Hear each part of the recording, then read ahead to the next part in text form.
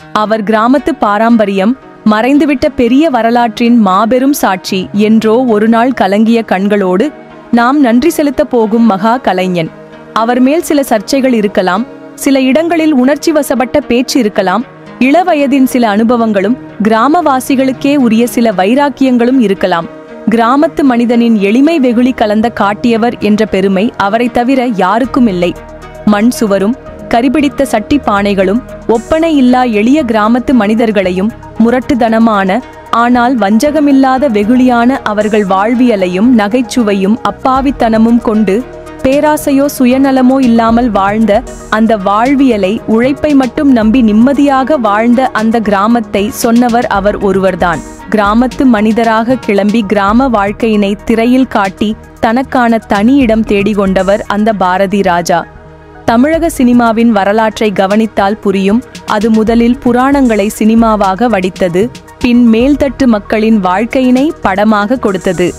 பராசக்தி கூட எளிய மக்களின் வாழ்க்கையினை சொல்லவில்லை, ஒரு மாதிரி மேல்மட்ட நகர வாழ்வினையே காட்டிற்று. தொடர்ந்து மன்னர் படங்களும் பணக்காரர் படங்களும் இடையே பக்தி படங்களுமே வந்தன. குடும்ப பாசங்களுக்கு தனியிடம் கொடுத்த பீம்சிங் கூட மேல்தட்டு நகர வாழ்க்கையினையே காட்டினார். பாலசந்தர் படம் முழுக்க பிராமண மேல்தட்டு வாழ்வும் பாத்திரமே வரும். அவரை குற்றம் சொல்ல முடியாது, அவர் வளர்ந்த சூழல் அப்படி. அந்த தமிழ் திரையுலகில் முதலில் மதுரை பகுதி கிராமங்களை அப்படியே கண் முன்னால் நிறுத்தியவர் பாரதி ராஜா. நிச்சயம் அது ஒரு புரட்சி, மாபெரும் புரட்சி. சினிமாவிற்கான சில இலக்கணங்களை தாண்டி சினிமாவில் ஒரிஜினல் கிராம வாழ்வினை காட்டவே முடியாது என்ற நிலையை அவர்தான் மாற்றினார். எளிய புழுதி படர்ந்த வறண்ட கிராமங்களின் அமைதியான ஆனால் ரசனையான வாழ்வினை அவர்தான் காட்டினார். எளிய மனிதர்களின் ரசனையான அமைதியான பாசமான வெகுளியான அதே நேரம் சில முரட்டு பிடிவாதமான பக்கங்களையெல்லாம் அவர்தான் திரையில் கொடுத்தார். நிச்சயம் அவர் தொடங்கி வைத்தது ஒரு யுகம். அவராலே இளையராஜா, வைரமுத்து என பல கிராமத்தில் விளைந்த வைரங்கள் எல்லாம் உச்சம் தொட்டன.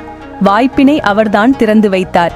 அவரின் வெற்றிதான், கிராம உணர்வுகளை அவர் தட்டி எழுப்பி மக்களை ரசிக்க வைத்த வெற்றிதான் பின் பல கதவுகளை தமிழ் சினிமாவில் திறந்துவிட்டது. சுருக்கமாக சொன்னால், திறக்காத கதவுகளை அடித்து உடைத்து திறந்து வைத்தவர் அவர், அந்த பாரதி ராஜா. ஒரு வேளை கிடைத்து நகரத்துக்கு பறந்துவிட்டாலே பிறந்த மண்ணையும் அம்மக்களையும் கொஞ்சமும் மதிக்க தெரியாத மனிதர்கள் மத்தியில் அவர் வித்தியாசமானவராக இருந்திருக்கின்றார். ஆம், அந்த மண்ணையும் மக்களையும் மனமாற ரசித்திருக்கின்றார். அவர்களும் அவர்களின் வாழ்வும் அவரை அப்படி பாதித்திருக்கின்றன. அதிலிருந்து அவர் மீளவில்லை. நகரவாசியானாலும் அந்த கிராமத்தான் மனது கொஞ்சமும் மாறாமல் இருந்திருக்கின்றது. தான் ரசித்த கதையினை தான் பார்த்த கிராம மக்கள் பாத்திரத்திலே சினிமாவில் வடித்திருக்கின்றார். அவர் ரசித்ததை தமிழகமும் ரசித்திருக்கின்றது. மாபெரும் உயரத்தில் வைத்து அவரை கொண்டாடியது. 16 வயதினிலே படத்திலிருந்து கடல் பூக்கள் வரை எவ்வளவு காவியங்கள்! அந்த கடலோர கவிதை, அலைகள் ஓய்வதில்லை, வேதம் புதிது, கிழக்கு சீமையிலே, கருத்தம்மா என எவ்வளவு சினிமா கல்வெட்டுக்கள்! அதுவும் அந்த முதல் மரியாதை தமிழ் சினிமாவின் எவர் கிரீன் கிளாசிக். அவரின் சினிமாவினை கவனியுங்கள். அவர் மட்டும் வளரவில்லை, எத்தனையோ பேரை வளர்த்தார். அதில் ஏகப்பட்ட இயக்குனர்கள், நடிகர்கள், நடிகைகள் என பெரும் கூட்டமே உண்டு.